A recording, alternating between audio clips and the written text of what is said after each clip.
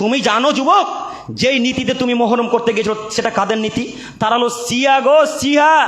তারা শিয়া, তারা তোমার নবীকে গালি দেয়, তারা আবু হুরায়রাকে গালি দেয়, তারা আবু বকর সিদ্দিক রাদিয়াল্লাহু তাআলা আনহুর মতো দামি সাহাবীকে গালি দেয়, তারা উমরকে গালি দেয়, তারা উসমানকে গালি দেয়, আর তুমি তাদের নীতিতে গেলে? ছি, লজ্জা লাগে না? একটু খারাপ লাগে না? উমারের মতো সাহাবীকে গালি দেয়। আল্লাহ নবী বলছেন, উমার তুমি যে রাস্তা দিয়ে চলো উমার, সেই রাস্তা দিয়ে শয়তান চলে না। উমার তুমি যে রাস্তা দিয়ে চলো সে রাস্তা দিয়ে শয়তান চলে না। উমার, উমার তুমি যে রাস্তা দিয়ে চলো সে রাস্তা দিয়ে শয়তান চলে না।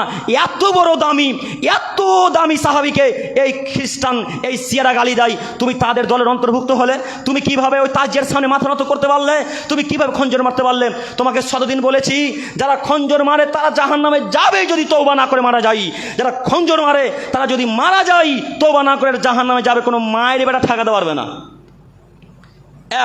আরো একটি কথা হচ্ছে, এই যেটা বড় হারাম কাজ করেছেন সেটা হচ্ছে আপনার স্ত্রীকে পাঠিয়ে, আপনার কন্যাকে পাঠিয়ে। আল্লাহ তাআলা বলছেন, ওয়াকরনা ফি বুয়ুতিকুন্না ওয়ালা তাবারুজনা তাবারুজাল জাহিলিয়াতিল উলা। এই আদমের ছেলে মেয়ে, তোমাদের স্ত্রীদেরকে বাড়িতেই রাখো, তোমাদের স্ত্রীদেরকে বাড়িতেই রাখো, তোমাদের স্ত্রীদেরকে বাড়িতেই রাখো। জাহিলিয়াতের যুগের মতো, বর্বরতা যুগের মতো, অসভ্য যুগের মতো, বেহায়া যুগের মতো, নির্লজ্জতা যুগের মতো তাদেরকে প্রদর্শনীতে রাস্তাঘাটে বের করো না। তাদেরকে রাস্তাঘাটে প্রদর্শন দিয়ে বেহায়া হয়ে, নির্লজ্জ হয়ে, নোংরা হয়ে রাস্তাঘাটে বের হতে দিও না। একথা আল্লাহ বলছেন। বলেন এই নীতি কোথায় ফেলবেন? এই আয়াতকে কি লাথি মারবেন? কেন আয়াতকে ঠেলে ফেলে দিলেন? আপনি কি মুসলমান নন?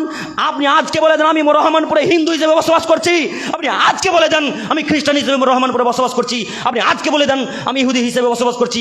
কিয়ামত পর্যন্ত আর কখনো মহরম সম্পর্কে আপনাকে বলবো না, কখনো বলবো না। আর যদি বলেন আমি মুসলমান হিসেবে বসবাস করছি, সারা জীবন বলার ক্ষমতা রাখি, অধিকার রাখি। কেন আপনার স্ত্রী গেল? লজ্জা হয় না কেন? আরে মানুষের তো বিদ্যা নাই, বুদ্ধিও কি নাই? আমি মহরান আদায় করব, আমি খাওয়াবো, আমি পরাবো, আমি শাড়ি ব্লাউজ কিনে দেবো, আমি পানি কিনে দেবো, আমি চাল দেবো, আমি ডাল দেবো, আমি তরকারি দেবো। ধাক্কা মারবে গ্রামের লোকে? খারাপ লাগে না? খারাপ লাগে না? সব কিছুই বেলে আমি দিব আর ধাক্কা মারবে মহরমের মানুষে। ছি ছি ছি ছি ছি ছি, খারাপ লাগে না? এই 3 নম্বর শ্রেণীর ছেলে তোমাদেরকে বলছি গো, মুখ নিচে দিকে রেখেছো কেন? তোমাদেরকেই বলছি, তুমি তো বেটা গিয়েছিলে মরমে কালকে, লজ্জা হয় না তোমার? তুমি কত বড় বেহায়া, ওই পানির বোতলে মদ ভরেছো। তোমাকে চিনি না আমি, তুমি কোন ধরনের মানুষ? পুলিশে যদি মদের বোতল দেখে তাহলে তো মারবে জঙ্গিপুরে, তাই না? মদের বোতল যদি জঙ্গিপুরে দেখে তো মারবে। তো এরা তো বিশাল চালাক, মদের বোতলটাকে ফেলে দিয়ে পানির বোতলে মদ ভরেছে, পানি মনে করছে পুলিশ যারা পানিই খাচ্ছে। এত বড় চিটার তুমি কিভাবে হলে গো? এত বড় চিটার বাজি কিভাবে তুমি হলে? তুমি নামাজ পড়ো না, পড়ো না, শয়তান তোমার সাথে মিশে গেছে। শয়তান বলছে আমি কি করতে আজকে ভাদুপুরায় প্রবেশ করব? শয়তান বলছে আমি আজকে কি করতে ভাদুপুরায় যাবো? সবাই যে মহরমে গেছে সবাই তো যাবে জাহান্নামের দিকে। হ্যাঁ, শয়তান ওই জন্য বলেছে আমি আজকে সমুদ্রের উপর লাঠির উপরে চুপ করে বসে থাকবো, আজকে সবাই জাহান্নামের পথে যাচ্ছে। শয়তান তাদের কাছে যাবে না যারা হারাম কাজকর্ম করে। বুঝতে পারেননি?